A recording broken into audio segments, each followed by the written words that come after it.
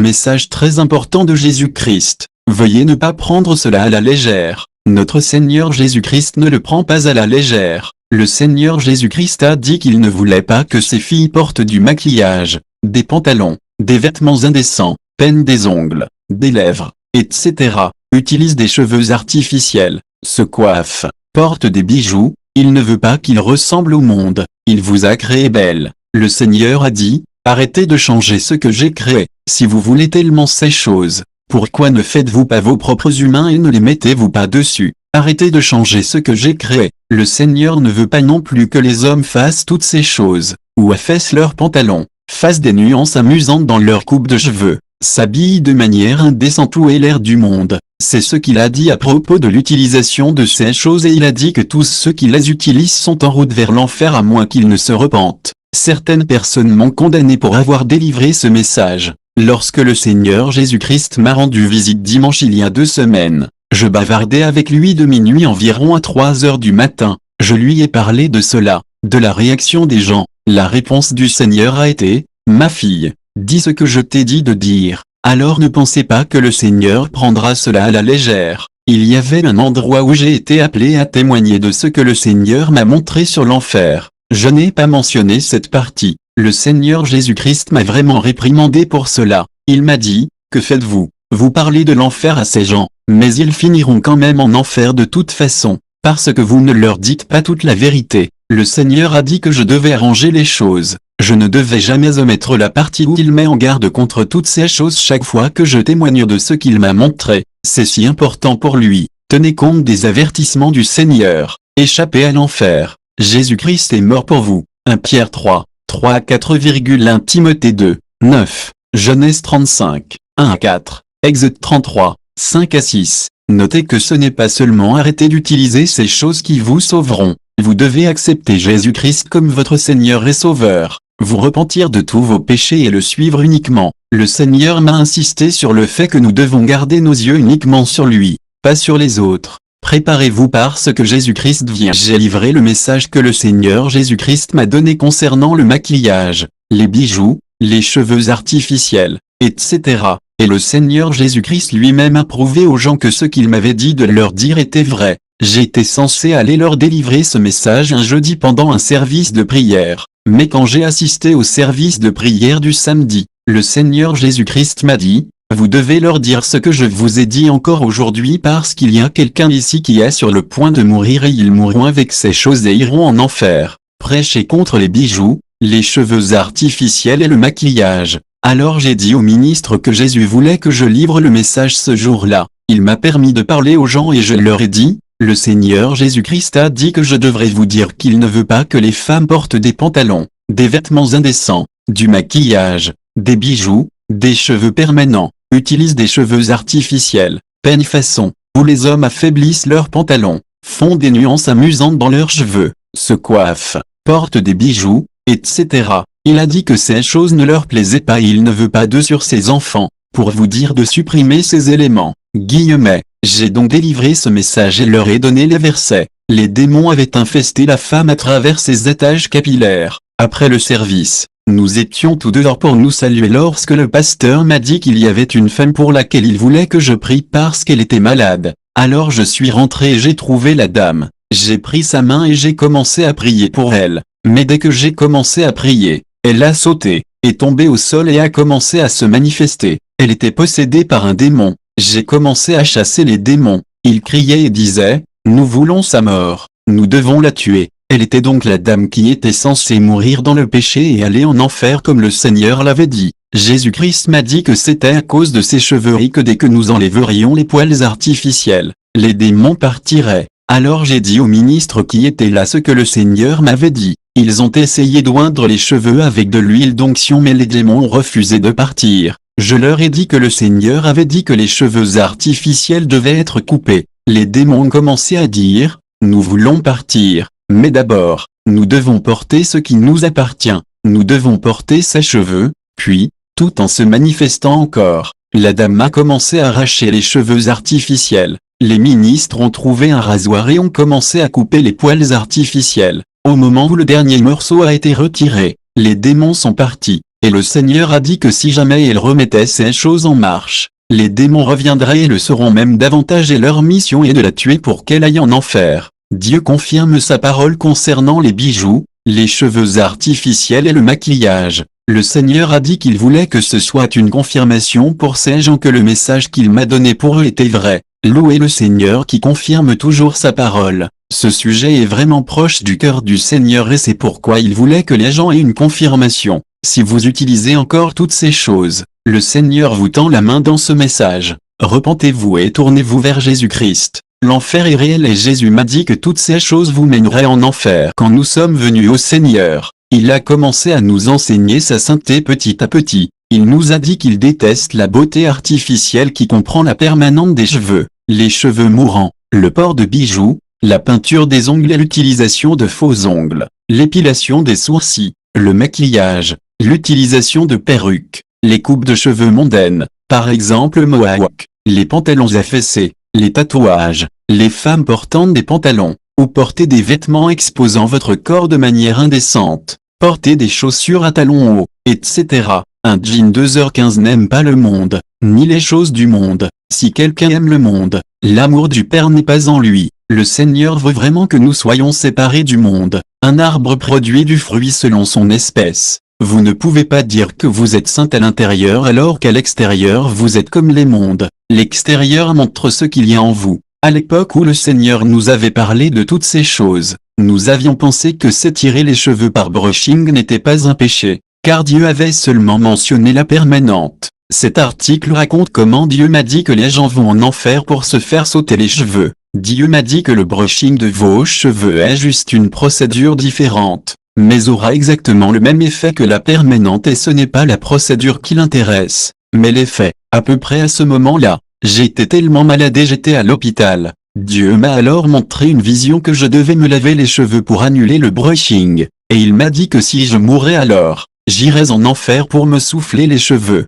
Dieu m'a également donné une expérience pour me montrer à quel point c'était sérieux. Je me suis retrouvé hors de mon corps et je suis descendu dans les fosses de l'enfer. En descendant et en voyant les gens souffrir et hurler en enfer, j'ai tout de suite su que la raison pour laquelle j'allais en enfer était parce que je me soufflais les cheveux. J'avais tellement peur et je me suis dit, alors ça y est, j'irai en enfer pour me faire sauter les cheveux. Et j'étais si désespéré et j'ai commencé à implorer le Seigneur Jésus-Christ pour sa miséricorde. Et je me suis retrouvé sur terre. Le Seigneur me prévenait, et s'il ne m'avait pas montré miséricorde, j'aurais été condamné à jamais. À peu près à la même période, ma sœur a eu une rencontre où elle a été attaquée par des agents des ténèbres. Ils sont apparus dans sa chambre et l'ont étranglée pour tenter de la tuer. En faisant cela, ils l'ont fouillée à la recherche de tout ce qui leur donnerait raison. Ils ont inspecté tout son corps, cherchant quelque chose pour l'accuser et à la fin l'un d'eux a dit aux autres, « La sainteté est là, oui, mais pas dans les cheveux. »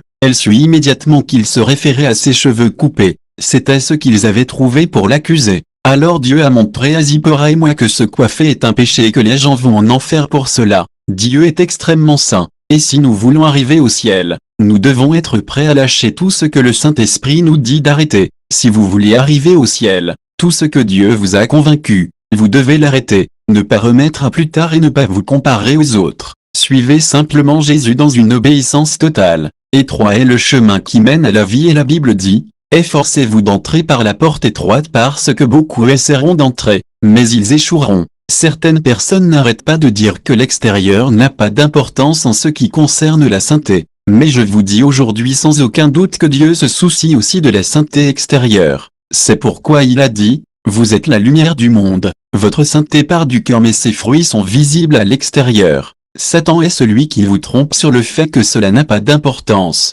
Cela fait, repentez-vous maintenant avant qu'il ne soit trop tard. Quiconque abandonne sa vie pour Christ la trouvera et quiconque s'accroche à sa vie la perdra. Vous pouvez vivre pour vous-même maintenant et périr. Ou vous pouvez vivre pour Jésus-Christ maintenant et profiter de la vie éternelle. Oui, pendant qu'ici sur terre, quand nous voyons des gens si mondains et pourtant apparemment utilisés par Dieu, ou quand nous voyons d'autres chrétiens être mondains et toujours en train de prier et d'obtenir des réponses à leurs prières, nous pouvons l'interpréter comme signifiant que toutes ces choses ne sont pas importantes, mais ils le font. 2 Corinthiens 10h12. Mais ils se mesurent eux-mêmes et se comparent entre eux ne sont pas sages. Un jour, Vous mourrez et devrez rendre compte de votre vie et vous vous rendrez compte qu'il est trop tard pour vous repentir. C'est la miséricorde de Dieu d'avoir été prévenu avant qu'il ne soit trop tard. Continuons à rechercher la correction de Dieu dans tout ce que nous faisons et vivons pour Dieu. N'attristons pas le Saint-Esprit en endurcissant nos cœurs de sa correction, mais nous soumettons plutôt à lui dans l'obéissance. 1 Corinthiens 3h19.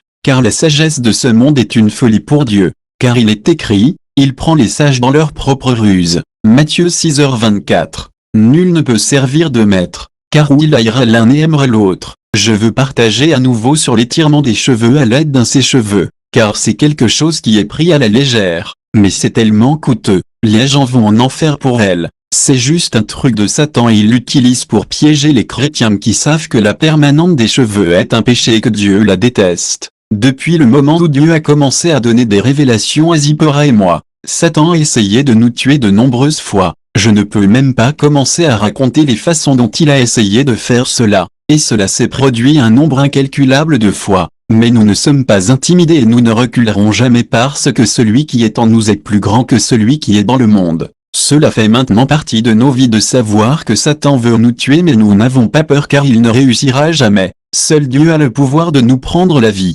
Après avoir partagé sur Facebook comment Dieu m'a montré qu'étirer les cheveux par brushing entraînait les gens en enfer et que Dieu a dit que c'était comme la permanente, Satan était tellement en colère parce que c'est une façon dont il piégeait encore de nombreux enfants de Dieu. Quelques jours après avoir partagé, il m'a attaqué dans la nuit et a voulu me tuer mais je l'ai réprimandé au nom de Jésus-Christ et il s'est enfui. Hier soir, vers 2h du matin, je me suis senti conduit par le Saint-Esprit à me réveiller et à prier. Alors j'ai prié puis je suis retourné me coucher. Dieu voulait me montrer à quel point Satan est en colère contre les enfants de Dieu qui renoncent à s'étirer les cheveux en soufflant. Satan était désespérément en colère. Immédiatement je me suis couché. J'ai entendu une voix très en colère et j'ai su que c'était Satan. Dans l'esprit, vous prenez simplement conscience des choses sans que personne ne vous le dise. Dieu m'a dit qu'il était fâché que les gens arrêtent le coup et aussi de la façon dont les prières qui obéissaient au Saint-Esprit avaient détruit son royaume. Il était en forme d'homme et se tenait près de mon lit.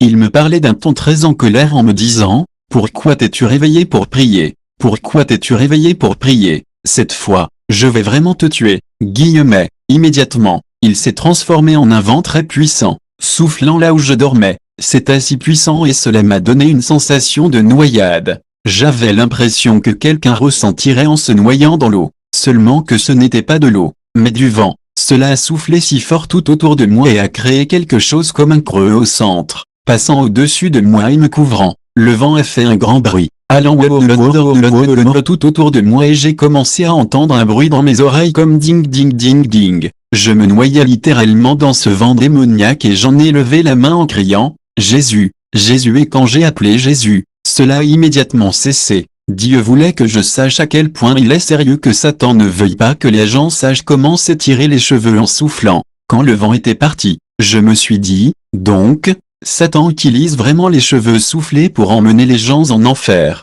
Nous devons vraiment en dire plus aux gens, double guillemets fermant. Puis Satan est revenu et il m'a dit, d'accord, je ne te tuerai pas, je veux te donner de l'argent. Comment puis-je vous l'envoyer? Je veux t'envoyer de l'argent de qui toi? C'est une ville voisine de la ville où j'habite. Connais-tu quelqu'un qui ira bientôt à qui tu veux pour qu'il récupère l'argent pour toi? Il s'était de nouveau transformé en eux m'en disant cela. Et j'ai dit, partez Satana, je vous réprimande au nom de Jésus-Christ et il a disparu. Peu de temps après, il est revenu et cette fois, il s'est transformé en beaucoup de gens, des journalistes pour être exact. Je suis journaliste de profession. Satan s'est transformé en beaucoup de journalistes et est apparu à nouveau et a dit, nous vous faisons une offre. N'est-ce pas accepté ou non? Ils parlaient tous en même temps et disaient le même mot à l'heure exacte. Il n'y avait pas beaucoup de monde. C'était juste Satan qui faisait semblant d'être plusieurs personnes et je le savais. Immédiatement, ils ont dit cela. Ils ont disparu. J'ai été choqué par ce que je voyais pendant tout ce temps.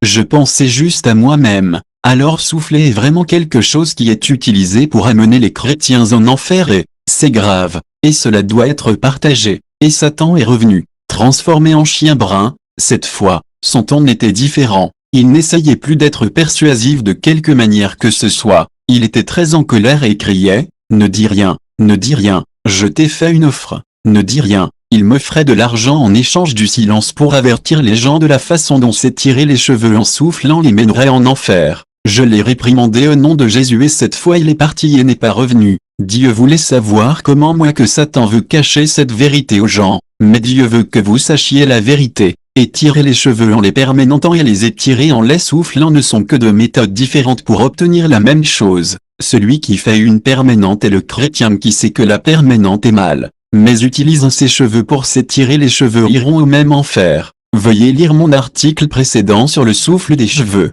Je dois vous dire cette vérité que Dieu m'a dite parce que si je vous dis des demi-vérités, alors je ne fais aucun service pour Dieu, parce que vous finirez toujours en enfer. Pour moi, il vaut mieux vous dire la vérité qui vous sauvera, que le mensonge qui vous réconfortera en enfer. Dieu veut notre tout ou rien. Une chose que Dieu m'a enseignée est que si nous avons décidé de nous repentir et de suivre Jésus-Christ, nous devons être prêts à tout perdre. Si nous voulons suivre Jésus mais que nous ne voulons pas perdre certaines choses auxquelles Dieu nous dit, alors nous perdons simplement notre temps. Suivre Jésus-Christ est une décision sérieuse qui implique d'atteindre un point où nous sommes prêts à tout perdre pour l'amour du Christ. Philippiens 3, 8. Oui, sans aucun doute, et je compte toutes choses sauf la perte pour l'excellence de la connaissance de Jésus mon Seigneur, pour qui j'ai souffert la perte de toutes choses et je ne les compte que des excréments, afin de gagner Christ et d'être trouvé en lui. Tous les chrétiens sont appelés à une vie où leur vie est une offrande à Dieu. Marc 8h34. Quiconque veut venir après moi, qu'il se renie lui-même, prenne sa croix et me suive. Suivre Jésus implique en fait une mort complète.